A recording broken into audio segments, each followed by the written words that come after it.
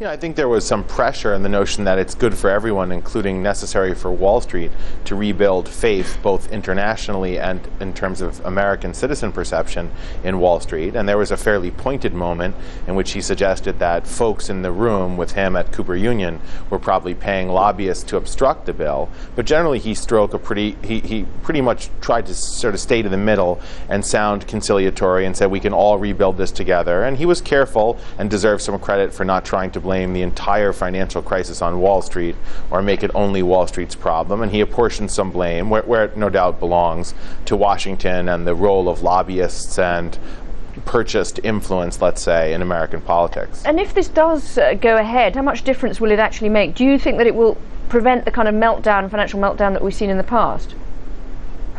I think it'll make a meltdown a little bit less likely and probably smaller and a little bit less devastating when it does recur.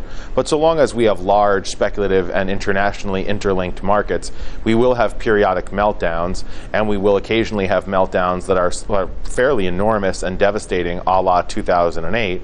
But with the right regulatory structure, you can have that kind of devastating meltdown every 25 or 30 years. And with the wrong and inadequate regulatory structure, you can start to have massive meltdowns with greater frequency. And to some extent, that's what we've seen as we dismantled the old regulatory architecture. We've seen more and greater financial meltdowns, if you will, in the last 20 years than we saw in the period from, say, 1945 to 1980. Now, still, there's obviously the obstacle of the Senate. How likely is it it'll get through the Senate, given that kind of rhetoric?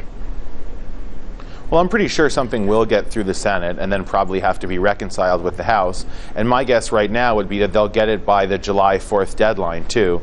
At the present point, Wall Street is so unpopular and so universally hated by left, right, and most of the center in American politics that Republicans will be under enormous pressure to cut some kind of deal, as will Democrats. And how significant was it, just to go back to the location of the speech, that Obama took his message to Wall Street, to New York?